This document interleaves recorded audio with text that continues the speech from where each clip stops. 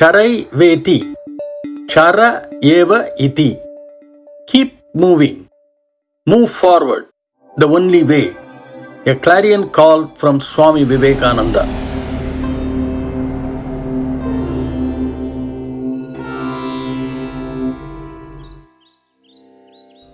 Who is this striking personality, brother? Shining like the sun? Is he an avatar? A Brahma Rishi?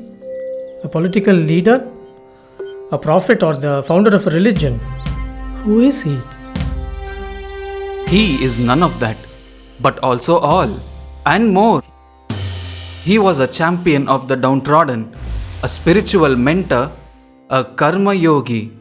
But he never sought such titles and was just happy to be inspiring and influencing people from around the world with the words of his mentor, Sri Ramakrishna. He spoke of a universal religion and saw each with equal holiness and faithfulness, calling them paths to divinity, to salvation. He found a global monastic order, conducting diverse work of great magnitude. His concern for the well-being of all is something unique. I see Mahamuni Narada headed this way, and Swamiji is coming out of his trance too. We better get going. Welcome, Maharishi. I am truly blessed. Jaya Vijayi Bhava, Vivekananda. I see you are anxious to know of the latest happenings from your motherland. Yes, Maharishi. The state of my beloved India is my everlasting concern. And that is why I have come to inform you about today's India. Much ahead of the time, you predicted India would become an independent nation. It came true. You also predicted that India would become a great nation. Yes, India made great strides in education, literacy, science and technology. People are better fed, better clothed, and are enjoying the same comforts as the Westerners. But in pursuing the material prosperity of the West, which you admired, India seems to have lost its way. It's painful to hear you confirm my misgivings, Maharishi. I can't be rejoicing in the triumphs of my country, while so much has been lost. I agree. There are many disturbing trends, but those troubling me the most are corruption, ill treatment of women, and absence of national pride. Corruption has become omnipresent, and people have no shame or fear of committing the offense. Your concept of womanhood is no longer recognized, and national integration is merely a term in the country's constitution. That's disheartening, sire. What do we do? Not we, Narendra. You. Yes. Only you can effect any change on your country's predicament. But how could I? I'm only a distant memory. How could I steer this sinking ship? You misjudge your capacity in igniting the hearts and minds of the people, Narendra. Maybe it's time for your next Chicago. You mean another speech? But after pointing out that my ideas have been abandoned, how could I expect to make any difference in today's youth? How would I connect? You are the wise man who trusted the country's future in her youth. Now, the millennials. With my divine vision, we shall broadcast via satellite and ensure you are heard in all corners of the country. I am sure this condition will change. If that can be done, the pleasure will be mine, Maharishi. I shall appeal to the youth of my India once more.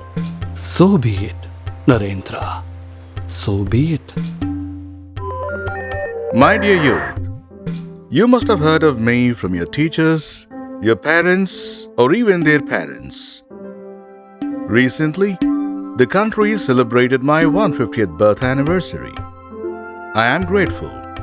However, you seem to remember only my personality and not my principles, making me just a spirit, hovering over my previous home with unfulfilled desires.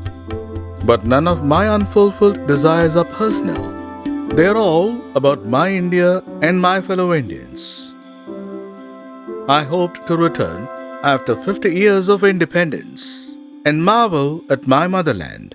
But I see that growth and prosperity are concentrated in some places and not distributed uniformly and healthily.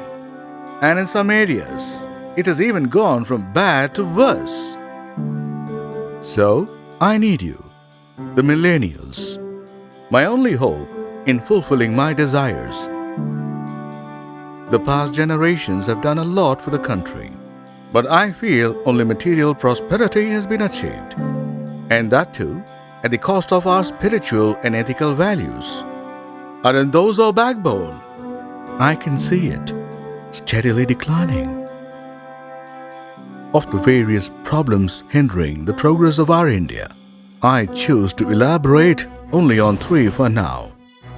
From being a society of hope in the world's eyes, we are now the country where nothing is done without bribing the concerned authority. Everyone seems accepting of corruption as a way of life, and to be treating it as a conversation starter is a national shame. In India, womanhood is identified with motherhood as the Shakti, without which there can be no regeneration. But that Shakti is held in dishonor. Abusing a woman's femininity as she takes on the challenges at home, work, or elsewhere is repulsive.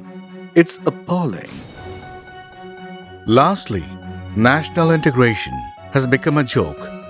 We are a fine mosaic of many races, cultures, and traditions, knit together by the cords of brotherhood and mutual love. Yet, India has been divided by religion, language, and by caste.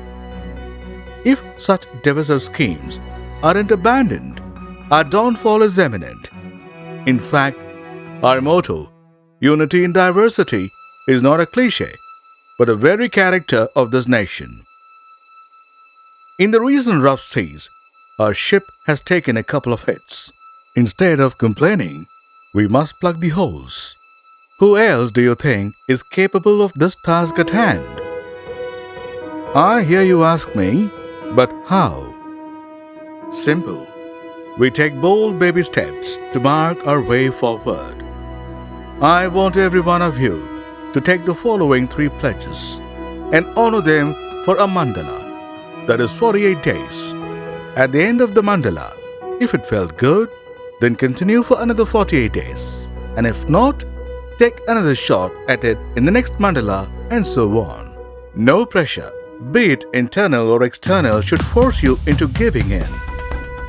Here are the 3 pledges. Pledge 1. Under no circumstance shall I give nor accept whatever bribe, and dissuade my family and friends not to offer or accept any bribe as well. Pledge 2. Under no circumstance shall I harm or abuse any women or their womanhood in my words or actions, and treat all women as my kith and kin with equality. Pledge 3. Under all circumstances, I shall proudly proclaim I am Indian, first and last. I shall respect and acknowledge every Indian of any religion to uphold our honor and our brotherhood. I have complete faith in every one of you to attempt and fulfill these pledges. I can visualize the change in the attitudes of people around you. I conclude by offering you a new mantra.